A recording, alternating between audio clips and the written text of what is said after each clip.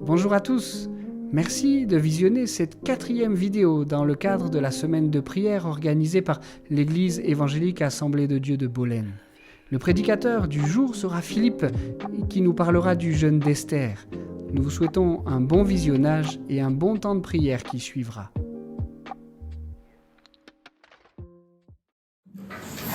Voilà, bonsoir à tous. On est bien au chaud, hein? On est bien au chaud. Ce soir, je vais vous inviter à faire un petit voyage. Un petit voyage il y a quelques années, 450, 500 ans avant Jésus-Christ. C'était une époque, je pense qu'on peut bénir le Seigneur d'être né à l'époque où on est. C'était une époque dure, hein. Il se passait des choses, waouh, quand on voit le peuple de Dieu, ce qu'il vivait, et quand on voit tout ce qui nous reviennent de la parole de Dieu à cette époque, c'était pas évident. Donc là, une histoire que la plupart d'entre nous connaissent, mais voilà, on va la reprendre, on va vraiment méditer là-dessus, et on va s'intéresser à ce qu'a vécu Esther. Donc Esther, elle était là, c'était quand la parole de Dieu fait allusion à Esther, c'était pendant le règne du royaume de Perse. Alors, le règne du royaume de Perse, moi ça ne me disait pas grand-chose. Donc les recherches que j'ai faites là-dessus, alors le royaume de Perse, c'était un royaume qui était énorme, qui était immense, qui s'étendait de l'Asie, il y avait une petite partie de la Chine, il y avait le Pakistan, l'Inde, l'Afghanistan, l'Iran, l'Arabie Saoudite, le Yémen, le Soudan, c'était immense. Il y avait 127 provinces et c'était très peuplé et c'était vraiment un empire qui était encore plus grand que l'empire romain qui a apparu après. Donc là, le roi de cet empire, c'était le roi Assuérus. Voilà, donc le roi Assuérus, il venait de battre les Babyloniens. Et voilà, c'était vraiment dans le monde. Bon, il n'y avait pas les réseaux sociaux, hein, vous ne pouvez pas le voir. Hein, mais dans le monde, c'était vraiment le royaume perse était immense et plein de pouvoir. Et donc, c'était un roi qui aimait bien la fête. Là, ça faisait 3 ans qu'il était au pouvoir. Et il a dit, qu'est-ce qu'on va pouvoir faire? Pendant 180 jours, ça va être la fête. Et le peuple s'est réjoui pendant 180 jours avec les soldats. Et ça, c'était pour montrer aussi l'importance de l'Empire par rapport à tous les ennemis qui étaient autour. Donc il y a eu 180 jours de réjouissance qui se sont finis par un festin de 7 jours. Alors on connaît les festins d'Astérix et d'Obélix, hein, mais là, pendant 7 jours, c'était manger pendant 7 jours. Donc c'était vraiment l'opulence, c'était toujours le bien-être du corps et toujours manger. Donc là, ce roi, il avait une reine, et la reine, c'était Vashti. V-A-S-T-H-I, pour ceux qui veulent le noter. Et donc cette reine, elle refusa de se présenter devant le roi, parce que le roi lui donnait des fêtes, et il aimait bien montrer le pouvoir qu'il avait, il aimait bien montrer toutes les choses qui lui appartenaient. Et il a voulu que sa reine vienne devant tous les gens du peuple, et devant tous ses hauts fonctionnaires. Et la reine, elle refusa. Et donc, comme la reine refusa, tout simplement, le roi, qu'est-ce qu'il a dit? Ça sera plus ma reine. Et elle ne paraîtra plus devant moi. Donc, il l'a mis de côté. Et à ce moment-là, il a dit, moi, maintenant, je veux une reine.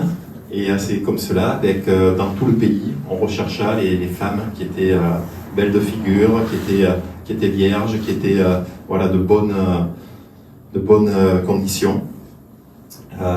Donc c'est comme ça que Esther, qui était en Perse, fut choisie. Donc elle fut amenée au roi et le roi décida que ce soit elle qui devienne reine. Et donc là c'était l'époque aussi où c'est tout le peuple juif qui avait été déporté. Donc c'est pour ça qu'il y avait des personnes.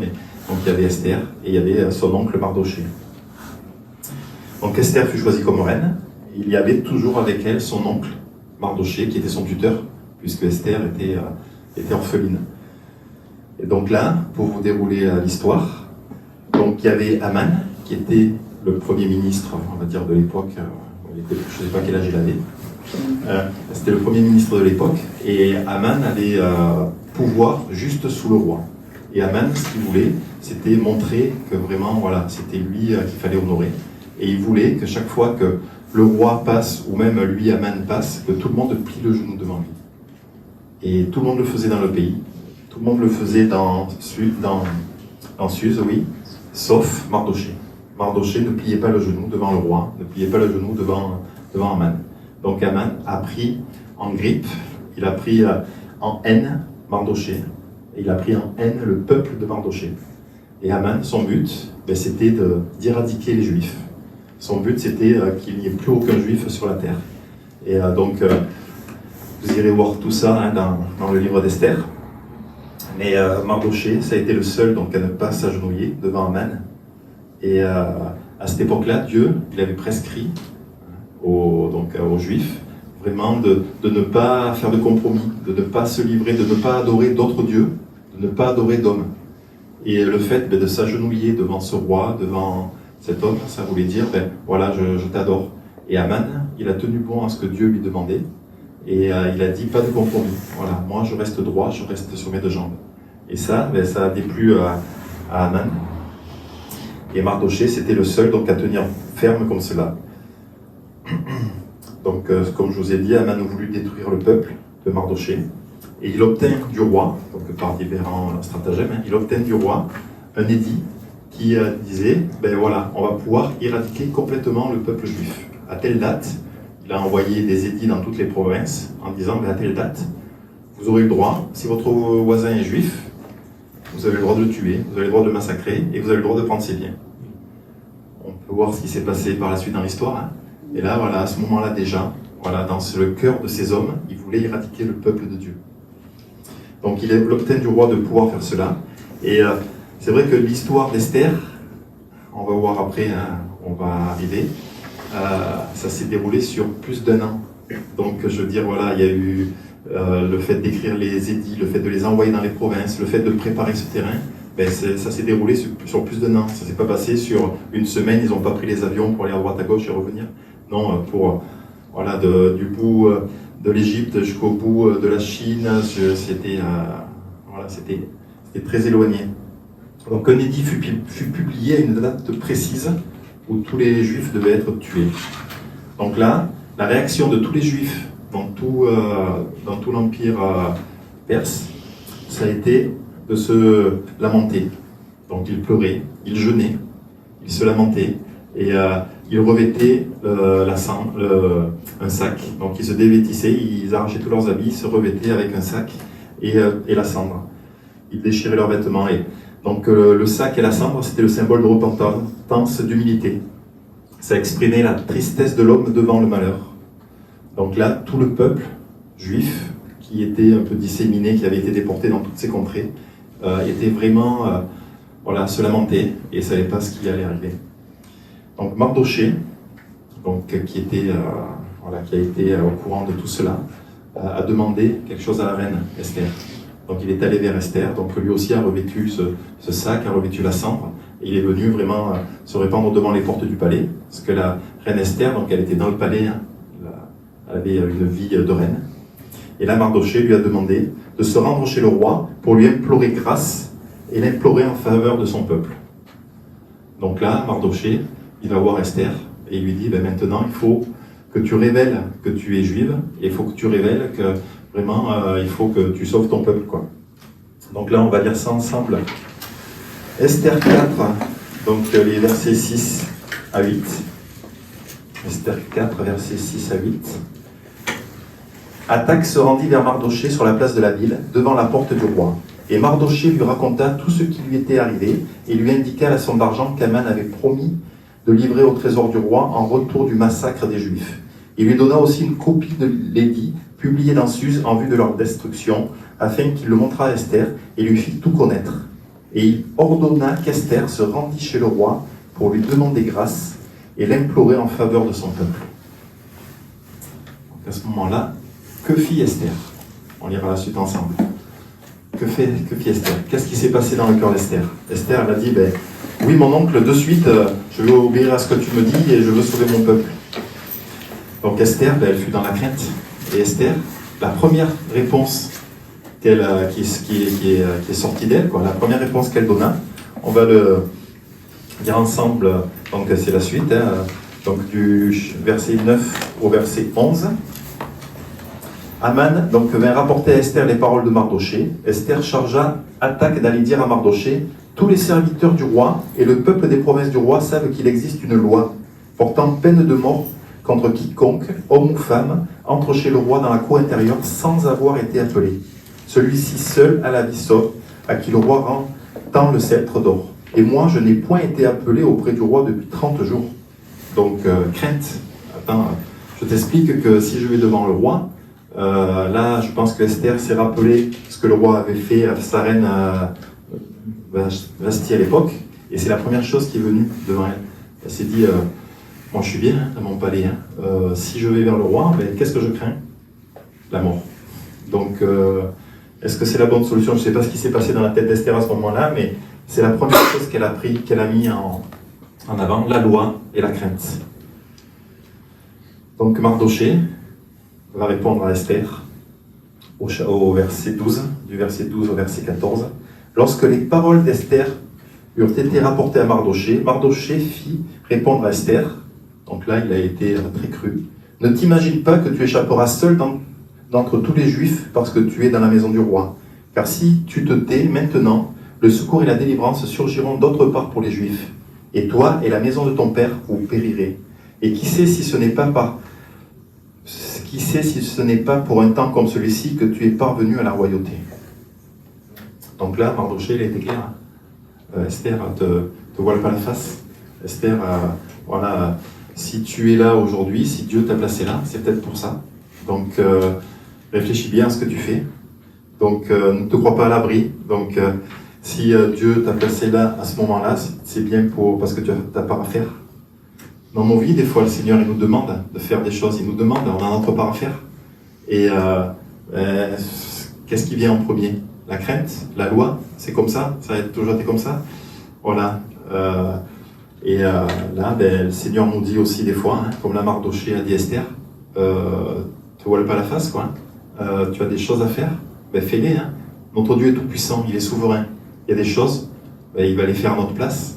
Il y a des choses, il attend qu'on les fasse. Et si on ne les fait pas, ben, il prendra quelqu'un d'autre. Mais pour nous, c'est bénéfique de faire ces choses-là. Donc quand le Seigneur nous appelle, quand le Seigneur nous met des choses à cœur, allons-y. Allons-y. Et c'est vrai que notre Dieu, ben, c'est un Dieu de grâce, on le verra. Hein. Mais voilà, ne nous privons pas de faire ce pourquoi Dieu nous a mis à tel endroit et de dire ce que le Seigneur veut que nous puissions dire. Donc là, il y a eu une réponse positive d'Esther. Elle s'est remise en question. Et voilà, donc là, elle a dit, qu'est-ce qu'on va pouvoir faire? Est-ce qu'on va faire la fête pendant 180 jours? Est-ce qu'on va faire des choses? Non. Là, voilà, elle s'est remise en question. Et elle s'est dit, ben, j'ai besoin de quoi? J'ai besoin de courage. J'ai besoin de courage pour aller devant le roi. J'ai besoin de courage pour aller à l'encontre de la loi. Je sais que ça fait 30 jours, donc à l'époque, 30 jours, ça faisait beaucoup, parce que sachant que le roi voyait sa femme ou ses concubines une fois par jour, donc là, ça faisait un mois qu'elle était un peu de côté. Donc pour elle, elle avait une grande crainte. Mais bon, voilà, elle s'est dit, allez, j'ai besoin de courage. Donc on va lire ensemble le chapitre 4, verset 15. Esther envoya dire à Mardoché, va, rassemble tous les Juifs qui se trouvent à Suse, et jeûnez pour moi, sans manger ni boire pendant 3 jours, ni la nuit, ni le jour. Moi aussi je jeûnerai de même avec mes servantes, puis j'entrerai chez le roi malgré la loi, et si je dois périr, je périrai. Amen. Donc voilà, elle a pris sa responsabilité. Et là, Esther, comment elle s'est préparée? Est-ce qu'elle est allée prendre des cours de langue? Est-ce qu'elle est allée prendre des cours de communication? Est-ce qu'elle est allée prendre... Elle s'est dit, non, il faut que je me protège. Non, voilà. Elle est allée chercher le conseil de Dieu. Elle s'est mise à part. Elle s'est mise à part de ses occupations. Elle s'est mise à part du monde. Elle s'est mise à part de tout ce qui pouvait l'environner. Et pendant 3 jours, elle est restée dans la présence de Dieu. Pendant 3 jours, avec ses servantes, elle est restée dans la présence de Dieu et pas seule. Voilà. Elle a sollicité tout le peuple juif. Et c'est important d'intercéder, c'est important de se mettre au pied de Jésus ensemble en tant que peuple. C'est important, on a des moments de notre vie où on a besoin de se mettre devant Dieu seul, on a besoin de solliciter notre Dieu seul. Et il y a des moments où on a besoin de solliciter Dieu ensemble. C'est important de vivre le peuple de Dieu, de vivre vraiment cet impact devant notre Seigneur et lui demander son conseil. Donc là, 3 jours sans manger, sans boire, ensemble.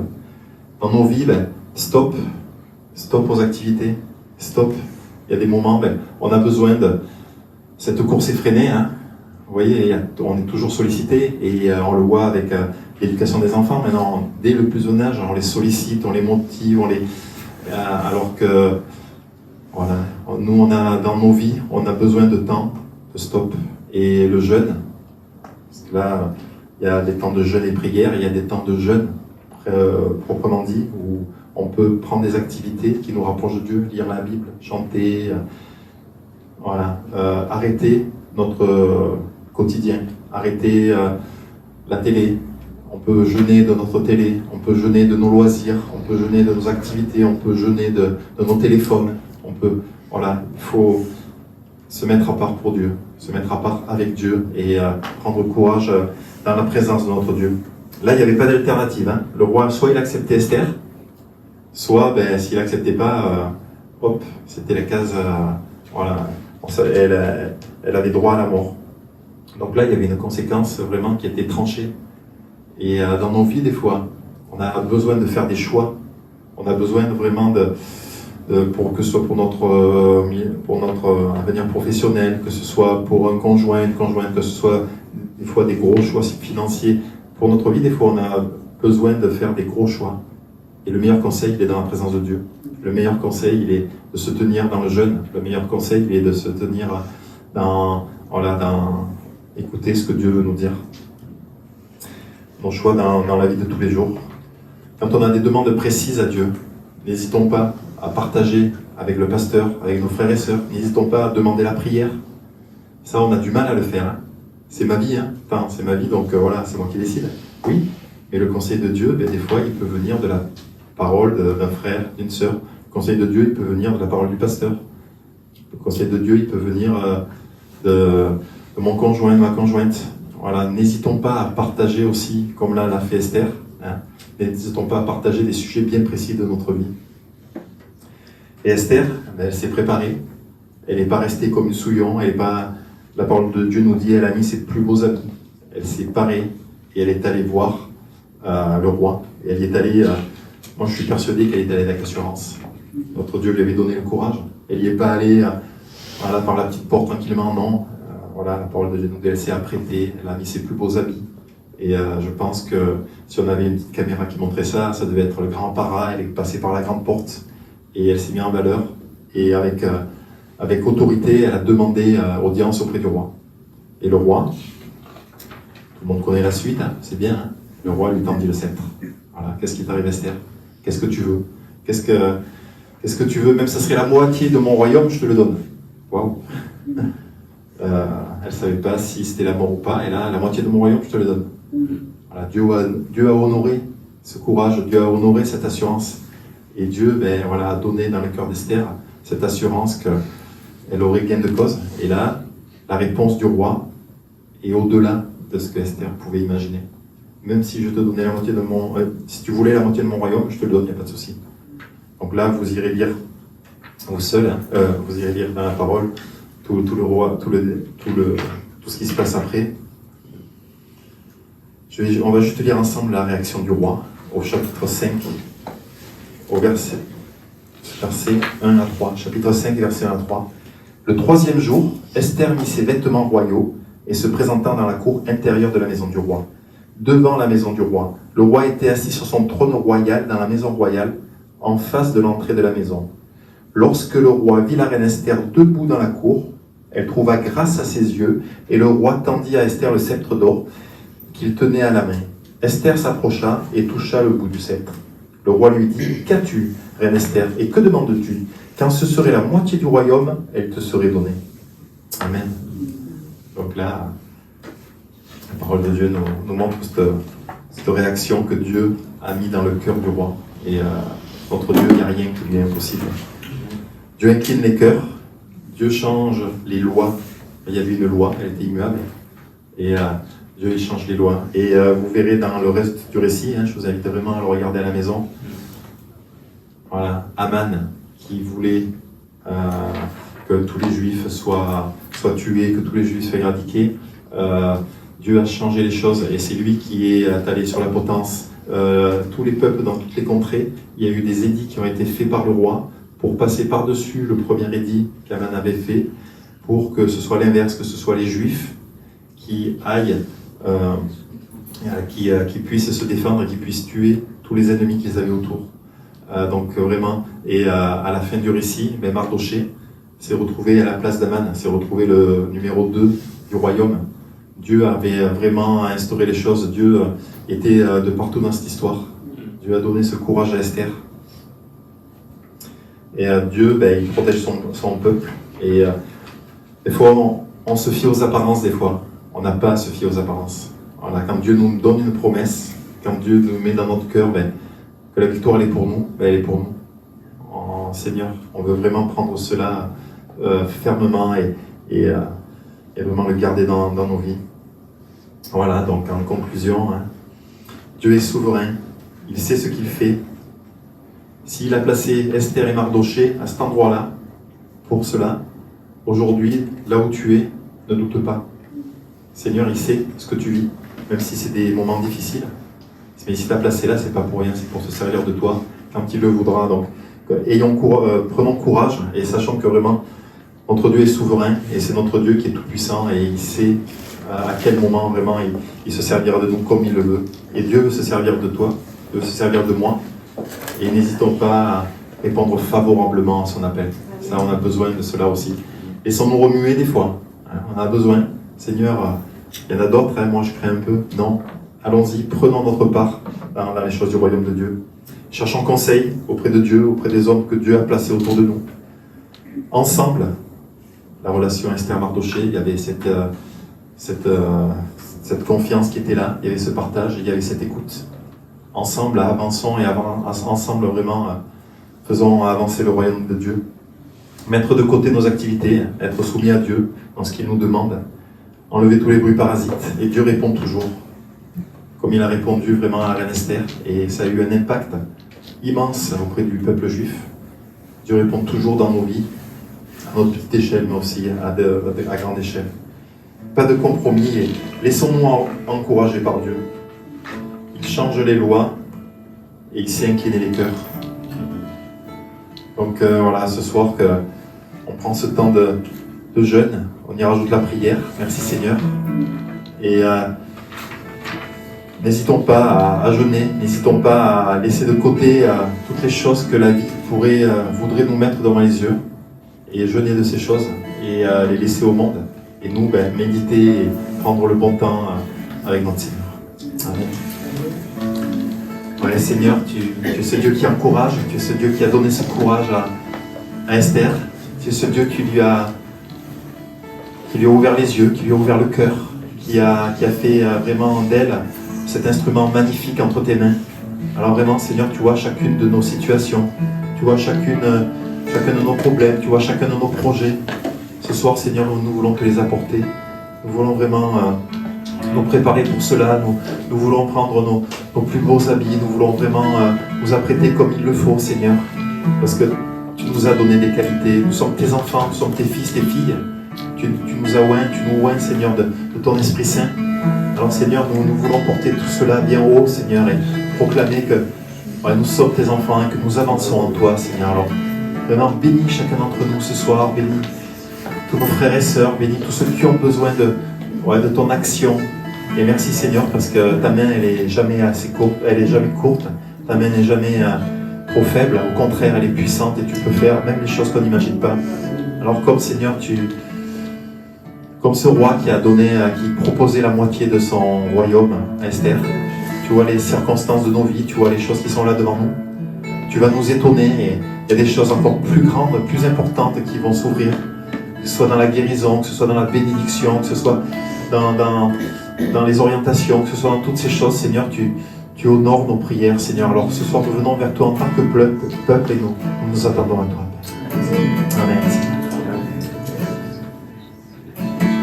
Amen. Merci Seigneur pour cette parole. On l'a tous compris, je crois, le thème de ce soir, c'est ce courage dont Esther a fait preuve.